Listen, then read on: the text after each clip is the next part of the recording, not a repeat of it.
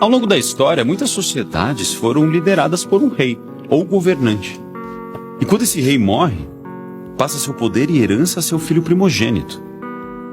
Isso é chamado de direito do primogênito ou de primogenitura. E essa prática não era apenas para reis, mas também para famílias. Sim, os pais passavam sua autoridade ao primogênito como o herdeiro legítimo da propriedade familiar. Mas e se o primogênito não fosse o mais qualificado? E se ele não fosse a pessoa certa? Sim, a história mostra que primogênitos frequentemente abusam de seu direito para obter ganho pessoal, gerando conflito e violência. A Bíblia foi formada numa cultura onde o direito do primogênito era normal e presumido. Mas, curiosamente, na história bíblica, Deus frequentemente contraria essa norma cultural. É sério? Sim, Deus muitas vezes escolhe o irmão mais novo, o que chegou depois, e lhe dá o direito da primogenitura. Por exemplo, na história dos 2 primeiros irmãos, Deus eleva o irmão mais novo, Abel, em vez do primogênito, Caim. Ah, sim. Mais tarde, Deus diz que a bênção e a herança iriam para Isaac, o segundo filho de Abraão, em vez de Ismael, o primeiro. E quando Isaac tem 2 filhos, Deus promete que o mais novo, Jacó, terá autoridade sobre seu irmão mais velho, Esaú, e herdaria a bênção de Deus. Tem um padrão claro. E isso continua.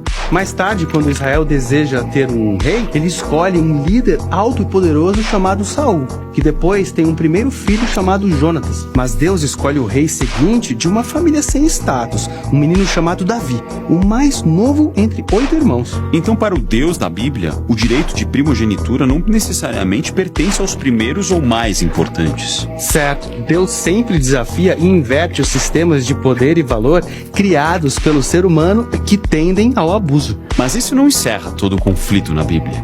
Muitas vezes o irmão mais velho fica furioso em ser superado. É verdade, e o mais novo que recebe o direito também acaba frequentemente abusando de seu poder. De fato, quase todas as guerras e conflitos na Bíblia são descritos como rivalidades de irmãos. Você quer dizer violência entre irmãos de verdade, como o Caim matando Abel? Sim, mas também as tribos e nações que descendem desses primeiros irmãos rivais. Se você acompanhar todas as genealogias na história bíblica, verá que todos são parentes. É uma grande disputa familiar. Então, com o mais velho ou o mais novo no poder, a família humana está sempre presa numa rivalidade entre irmãos disputando o primeiro lugar. Então precisamos olhar para a história de Jesus. Seus primeiros seguidores o chamavam o primogênito de toda a criação. O primogênito da criação. O que isso significa? É uma declaração que descreve seu status. No Novo Testamento, Jesus é retratado como o Deus que se torna humano, o eterno Filho de Deus que criou tudo e tem toda a autoridade. Então, se tem alguém que merece o direito de primogenitura, é Jesus. Isso, Jesus afirmou que o poder de Deus como rei estava chegando de uma nova maneira por meio dele. Mas se tratava de uma redefinição do poder. Sim, Jesus disse que se você quiser ser o primeiro, precisa se tornar o último. E que as pessoas com verdadeira autoridade são aqueles que servem. Essa redefinição de poder é descrita em um poema cristão primitivo sobre Jesus. Embora sendo Deus, ele não usou o fato de ser igual a Deus para benefício próprio, mas esvaziou-se a si mesmo de status e poder e se tornou um servo.